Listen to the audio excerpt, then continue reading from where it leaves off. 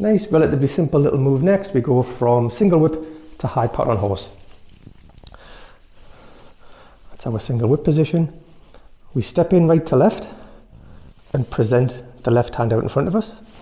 Look to the back hand. Open that one as well. So we've come into quite just an open position.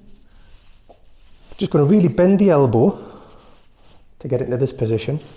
And that's going to start coming down, and the left one's going to start coming back. We're doing that kind of position, the same as we did on step back whirl arms. So we're there, bend at the elbow, push forward with the right, pull with the left.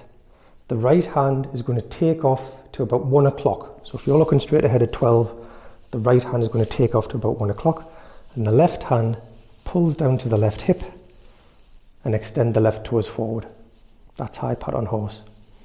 So we went from single whip, step in and present the backhand, over, push and pull, and step out.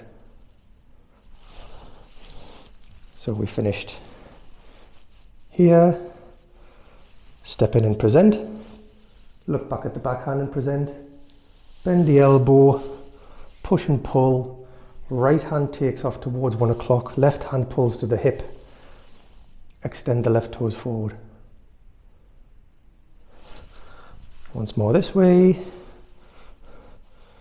So we were in single whip here, step in right to left, extend the left hand, open the right hand, bend at the elbow, push with the right, pull with the left, right hand takes off, left toes extend, left hand is by the left hip with the palm facing up. High pattern horse.